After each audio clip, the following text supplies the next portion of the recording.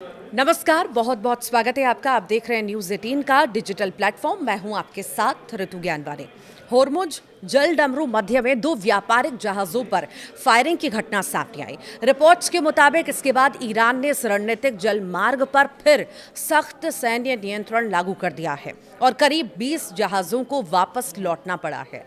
इस घटनाक्रम से वैश्विक तेल सप्लाई और शिपिंग सेक्टर पर असर पड़ने की आशंका भी बढ़ गई है। दुनिया की सबसे अहम तेल लाइफलाइन माने जाने वाले होर्मुज जलडमरू मध्य में हालात एक बार फिर से तेजी से बिगड़ते नजर आ रहे हैं। शनिवार को इस रास्ते से गुजरने की कोशिश कर रहे दोनों जहाज भारत के थे और इससे पूरे शिपिंग सेक्टर में हड़कंप मच गया। ये जहाज भारत के झंडे वाले थे और इस घटना के बाद भारत ने ईरानी राजदूत को तलब किया। घटना से कुछ घंटे पहले ही ईरान ने कहा था कि होर्मुज को फिर से बंद किया जा रहा है।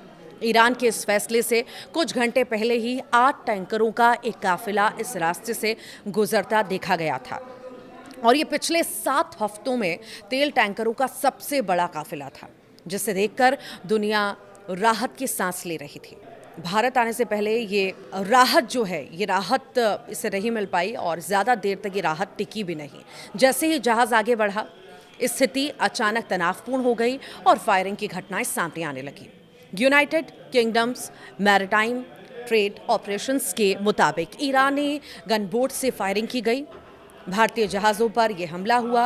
अनादोलू एजेंसी की रिपोर्ट के मुताबिक इस्लामिक रिवॉल्यूशनरी गार्ड कॉर्प्स ने जिन 2 जहाज़ों पर हमला किया वो भारतीय हैं। टैंकर मॉनिटरिंग डेटा के मुताबिक फायरिंग की घटना भी हुई। एक जहाज़ भारत का झंडा लगाए हुए था जो 20 लाख बैरल इराकी तेल लेकर जा रहा था। हालांकि जहाज और क्रू पूरी तरह से सुरक्षित हैं।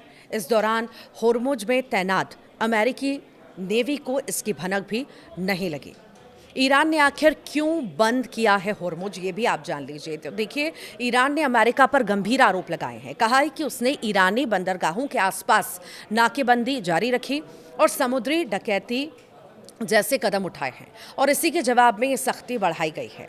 ईरान की डिमांड है कि अमेरिका के सैन्य जहाज होर्मुज से सटे और ईरानी जहाज़ों को आने जाने दें। इससे पहले ईरान ने शुक्रवार को सीमित और नियंत्रित तरीके से जहाज़ों को होर्मुज से गुजरने की अनुमति दी थी, जिसे गुड फेथ कदम बताया गया था। लेकिन अमेरिकी कार्रवाई के चलते इस व्यवस्था को वापस ले लिया गया।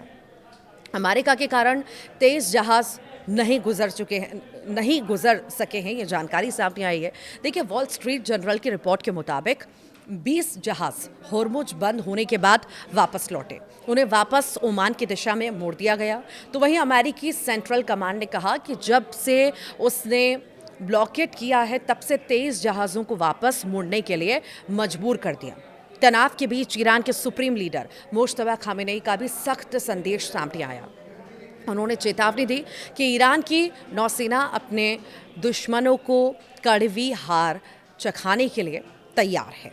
अमेरिका के वरिष्ठ सीनेटर लिंडसे ग्राहम ने होर्मुज जलडमरू मध्य में भारतीय जहाज़ों पर ईरानी हमले को लेकर तीखी प्रतिक्रिया दी है। उन्होंने कहा है कि ईरान अंतर्राष्ट्रीय शिपिंग रूट पर हमला कर होर्मुज पर कब्जा करने की शेखी बगार रहा है। उन्होंने अमेरिकी राष्ट्रपति डोनाल्ड ट्रंप से ईरान को सबक सिखाने की मांग की थी। ग्राहम ने कहा कि अमेरिका को ईरानी की नाकाबंदी जारी रखना चाहिए, जो पहले से शानदार तरीके से की जा रही है। उन्होंने अमेरिका और बाकी देशों से भी होर्मुज को खोलने में सहयोग देने की अपील की। उन्होंने आगे कहा कि अमेरिका और बाकी देशों को ये साबित करना होगा कि वे ईरान के हस्तक्षेप के बिना भी जल डमरू मध्य को नियंत्रित करने की क्षमता रखते हैं।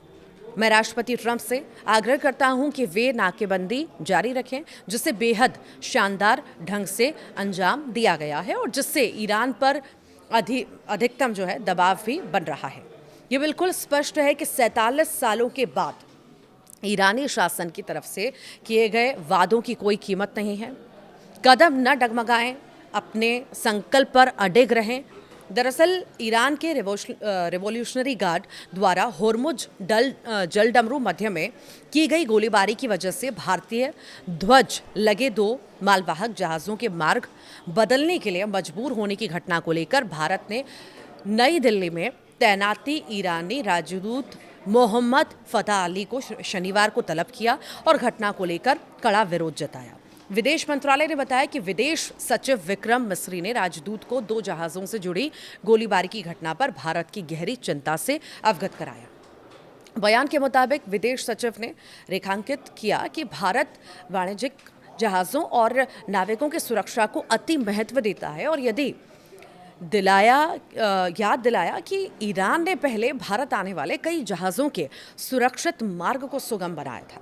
विदेश मंत्रालय ने कहा कि वाणिज्यिक जहाज़ों पर गोलीबारी की इस गंभीर घटना पर अपनी चिंता दोहराते हुए विदेश सचिव ने राजदूत से आग्रह किया कि वो ईरानी प्राधिकारियों को भारत के दृष्टिकोण से अवगत कराएं और जलडमरू मध्य से भारत आने वाले जहाज़ों के आवागमन को सुगम बनाने की प्रक्रिया को जल्द से जल्द फिर से शुरू करें। अब देखना होगा इसमें क्या नया मोड़ आता है। जिस तरह से जहाज़ों पर हमला होता है, जहाज़ रुक जाते हैं, हालांकि क्रू मेंबर्स सब सुरक्षित हैं, पर अब आगे क्या स्थिति होती है, क्योंकि सोमवार को खास बैठक भी होने जा रही है इस्लामाबाद पे। अगर इस बैठक में कुछ अगर निर्णय होता है, क्योंकि स्थितियां इतनी तनावपूर्ण है कि ऐसा होता नज़र नहीं आ रहा है, पर फिर भी देखना होगा कल की बैठक पर सबकी नज़रें हैं कि क्या वाकई ये बैठक होती है, अमेरिका और ईरान के बीच बातचीत बन पाती है, बात बन पाती है तो सब कुछ सामान्य बहुत जल्द होगा। पर अगर बात नहीं बनेगी तो ये मान लीजिए कि तनाव और ज़्यादा बढ़ेगा।